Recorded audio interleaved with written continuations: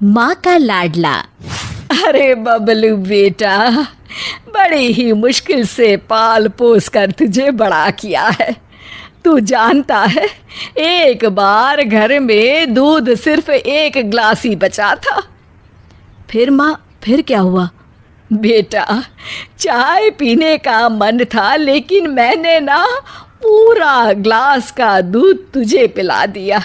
बेटा, खुद 2 साड़ी में पूरा जीवन काट दिया, लेकिन तुझे ब्रांडेड कपड़े ही पहनाए। हाँ माँ, लेकिन तेरे पास तो कई साड़ियाँ हैं। अभी 2 दिन पहले ही तो तू सव्यसाची की साड़ी लेकर आई है ना? अरे डुप्लीकेट है बेटा, डुप्लीकेट, केवल 80,000 की। मैं दुखारी औरत कहाँ ओरिजिनल सव्यसाची पहन सकती हूँ। बबलू इमोशनल होकर, हाँ माँ, मैं जानता हूँ तूने मेरे लिए बड़े समझौते किए हैं। मैं हमेशा तेरा ख्याल रखूँगा। ये बोलकर बबलू वहाँ से चला जाता है। वहीं पास के गांव में रश्मि रहा करती थी। रश्मि एक बहुत ही व्यवहार कुशल लड़की थी। ये देख माँ, मैंने ये चादर सिली है और इसमें कढ़ाई की है। ये मैं अपनी होने वाली सास के कमरे में बिछाऊंगी। हाँ बेटा, ज़रूर। माँ, मेरी शादी जिस भी घर में होगी ना, मैं उस घर को स्वर्ग बना दूंगी। तभी रश्मि का भाई वहाँ आ जाता है। हाँ, और वहाँ रहने वालों को स्वर्गवासी। अरे चुप रह, सारा दिन काम काम काम। तुझे फिक्र भी है, तेरी बहन बड़ी हो गई है, उसके लिए कोई लड़का भी देख। अरे वही तो बताने आया हूँ माँ। भाई बबलू की बात माँ से करता है और फिर रश्मि की शादी बबलू से हो जाती है। रश्मि शादी के बाद, माँ जी, मैं आपके पैर में तेल लगा देती हूँ, सारा दिन आप थक जाती होंगी ना। ये बोलकर वो सास के पैर में तेल लगाती है। रश्मि सास का कमरा सजाती, उनके कपड़े ठीक करती और हमेशा हर जगह उनके साथ जाती। लेकिन सास तो सास है। एक दिन रश्मि की माँ उसके ससुराल आती है। अरे रश्मि बेटा, कैसी है तू? बहुत दिन हो गए तुझे देखा नहीं तो मिलने आ गई।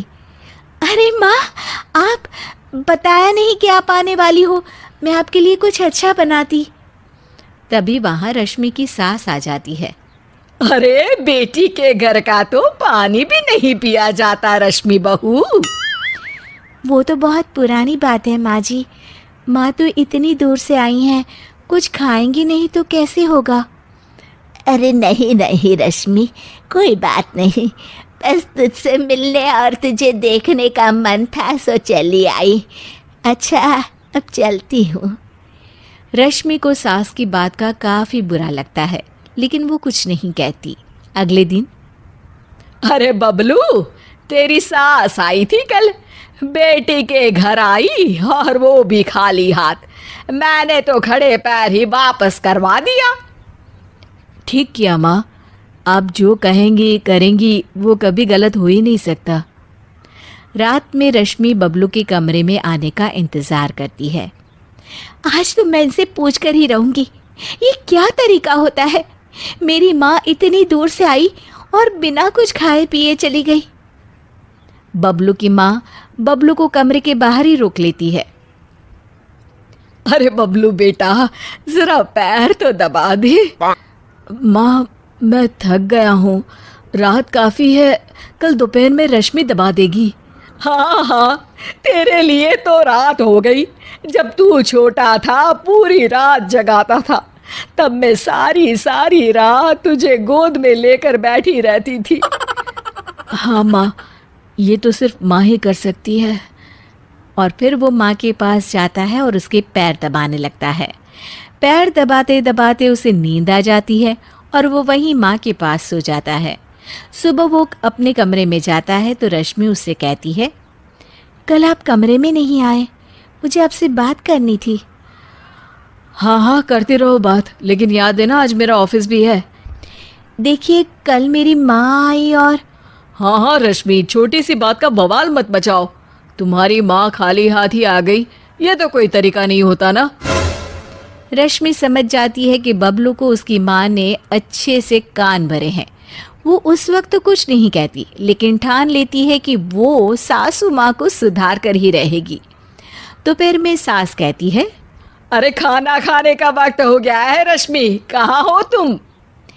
माँ जी, हमारे घर में रिवाज है कि जिस दिन ससुराल से बहू की माँ बिना खाए जाए, उसके अगले पूरे 1 हफ्ते ना खाना बनाता है ना कोई खाता है। ये बोलकर रश्मि वहाँ से चली जाती है। सास किसी तरह खाना बनाकर खाती है। अगले दिन, अरे रश्मि, मेरे पैर में दर्द है, जरा तेल तो लगा दे। अरे माँ जी, मेरे खुद के हाथ में दर्द है, मैं कैसे तेल लगा सकती हूँ, खुद ही परेशान हूँ।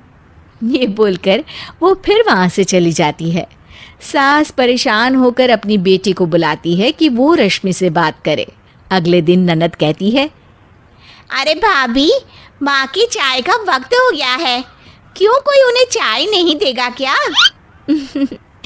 अरे आप ही दे दीजिए ना ननद जी, मैंने तो रोका नहीं कि किचन में ना जाए।